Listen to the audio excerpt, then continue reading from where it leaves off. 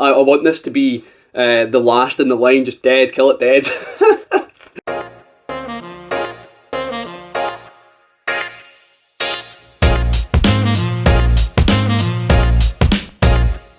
Hey, how's it going, and welcome to Whiskey Whims with me, Stuart.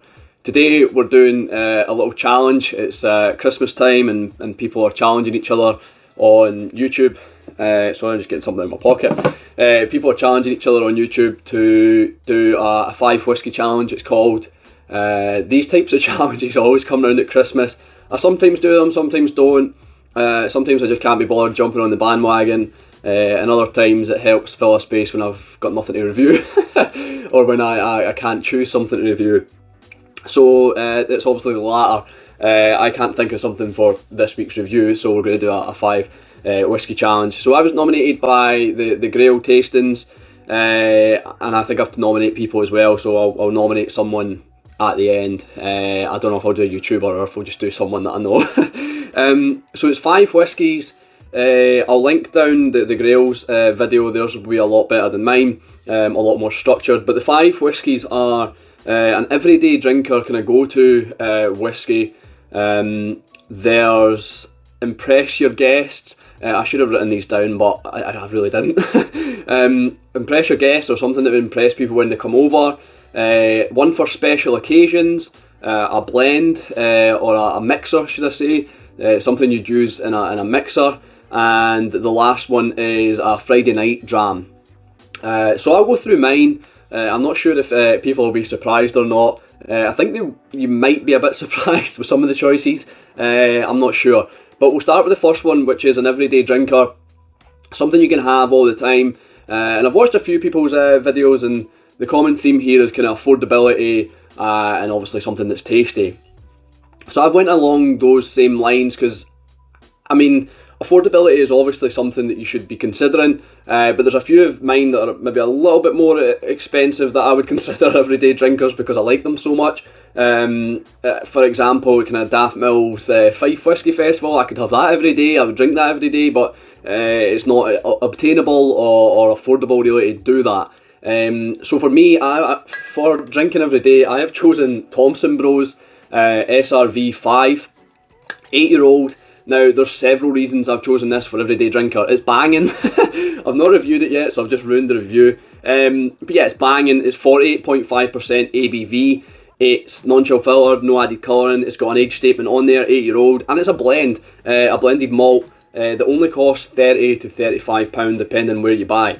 This is cracking, and I'm so glad the guys have done this. It's a vatting, I think it's like 1,200 litres possibly. It might actually say on the bottle, but it's basically Solera vatting, and they keep a foundation, they keep some liquid in it to build on the foundation and try and have a little bit of batch variation, but still try and keep some consistency to the whiskey. If I was to go for an everyday drinker and be forced to say something, it would be the SRV5. It's just banging, there's no getting around it. I love the flavours, and I think everything to do with it, like I said, non-chill filter, no added colouring, and the high ABV, 48.5%. So that's my everyday dram. The next one is a dram that you'd use to kind of impress guests or impress people. Now I kind of struggle with this because I don't really use my drams or whiskies for that. I don't think anybody really does buy a whiskey with intentions of that. I mean, there are some like fancy boxes and that you could say like that would be cool to impress guests and that, they types of things. But I've not really went for a fancy box or a well packaged thing. I've went for something quite unique, and I think it's impressive, or it would impress people who know whiskey. It wouldn't necessarily impress people who are new to whiskey.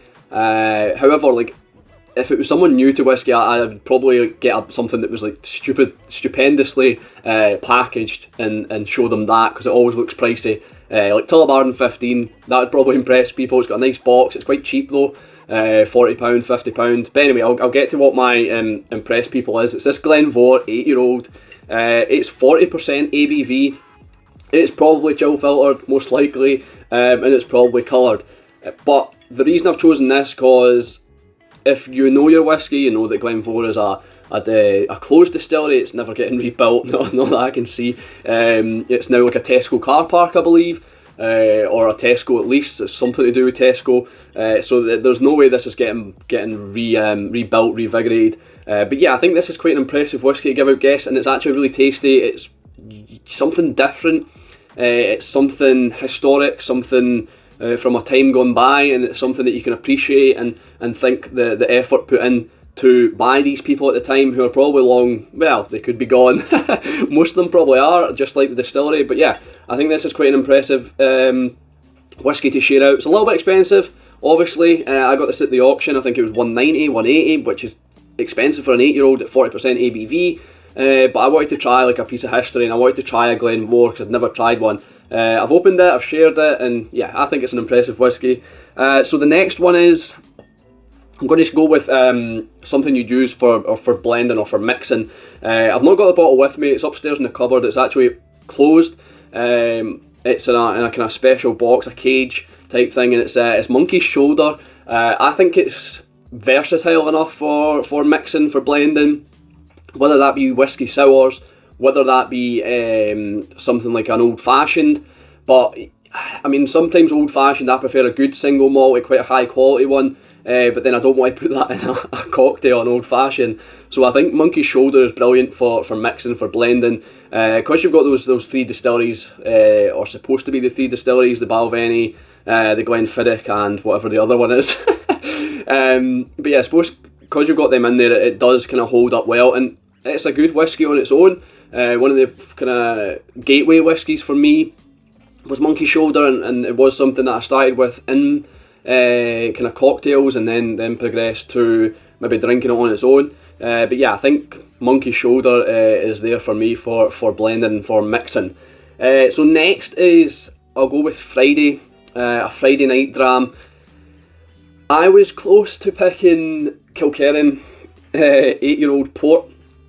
I'm not sure what other people have said about the Friday dram, if it's something they can get constantly, if it's just something they have in their collection. But I've just kind of looked at my collection, and decided like what's going on at the time, what's going on in my head at the time, and what I'm drinking.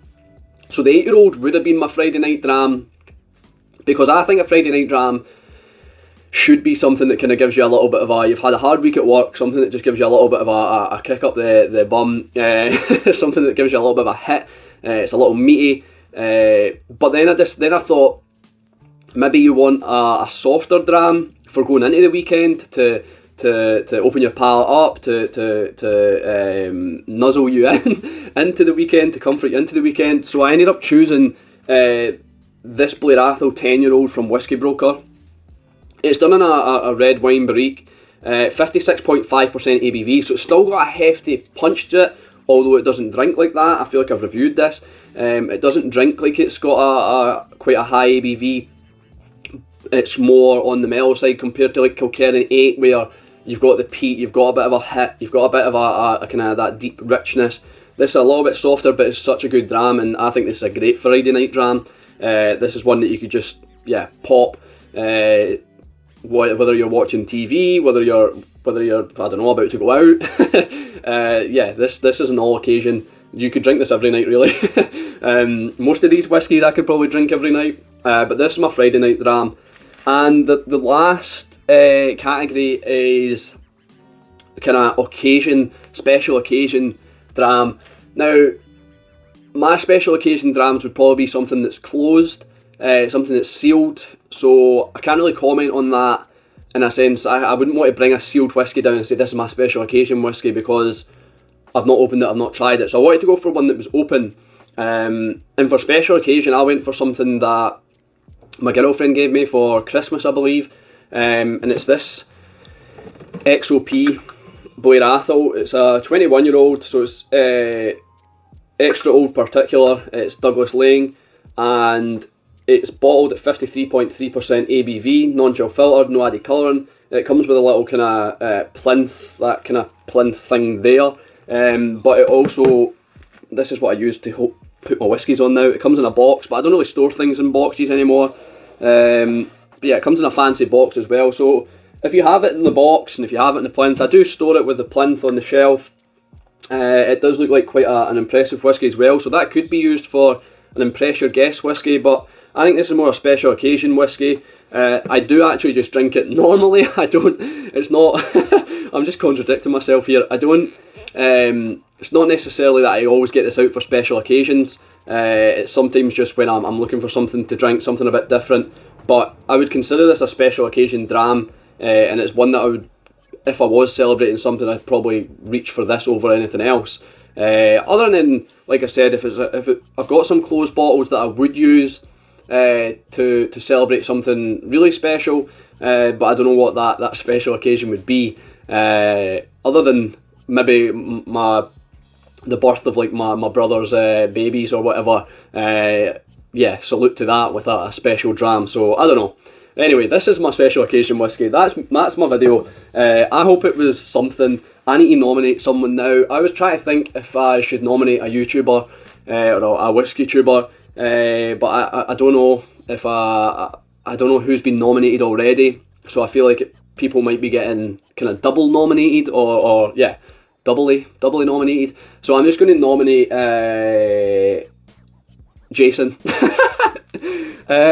Jason Whiskey Rover on Instagram, and yeah, I doubt he'll do it anyway. This is why I'm nominating him. I want this to be the last in the line, just dead, kill it dead.